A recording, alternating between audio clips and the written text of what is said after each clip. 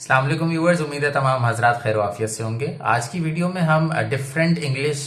Test की बात करेंगे जो कि किसी भी स्कॉलरशिप के लिए जो है वो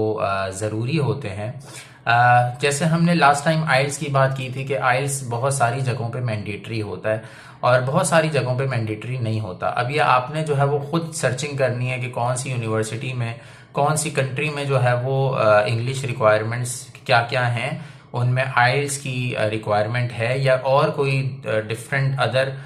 जो इंग्लिश टेस्ट हैं उनकी रिक्वायरमेंट है या एग्जाम्प्ट है। अगर एग्जाम्प्ट हैं तो उनकी क्या रिक्वायरमेंट्स हैं, वो अब आपने खुद जो है वो इंडिविजुअली तौर पर सर्चिंग करनी है। ज़्यादातर जगहों पे आइल्स जो है वो बहुत ज़्यादा देखा जाता है कि आइल्स की रिक्वायरमेंट है या आइल्स एज अ लैंग्वेज टेस्टिंग के तौर पे जो है वो इस्तेमाल करवाया जाता है। लेकिन अगर आइल्स आपके पास नहीं है और अगर आपके पास डुओलिंगो टेस्ट है, उसकी सर्टिफिकेशन है, या आपके पास टॉफल टेस्ट की सर्टिफिकेशन है, या आपके पास पीटीई टेस्ट की सर्टिफिकेशन है, तो भी आपके लिए जो है बहुत चांसेस होते हैं कि आप डिफरेंट कंट्रीज में जो है वो मूव ऑन हो सकें। जैसे अगर मैं पीटीई की बात करूं तो पीटीई जो है वो ज़्यादातर कनाडा या ऑस्ट्रेलिया साइड पे जो है वो बहुत ज़्यादा एप्लीकेबल ये टेस्ट है माना जाता है।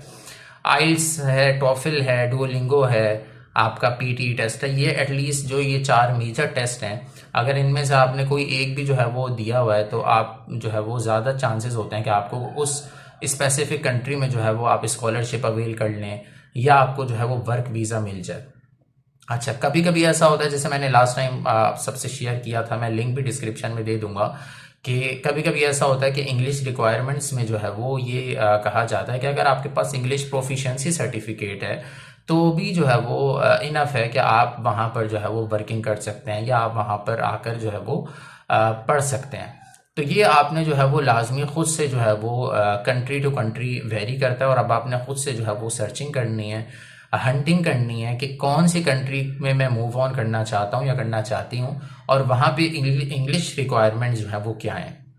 मैं आप सब स्टूडेंट्स को ये रिकमेंड करूँगा, अगर आप बच्चों ने जो है वो ये सोचा हुआ है कि आपने बाहर मूव ऑन करना ही करना है, तो आप बच्चे कोशिश ये करें कि अपने लास्ट जो आपका सेमेस्टर है उसमें जो है वो आइल्स की प्रिपरेशन करना शुरू कर दें।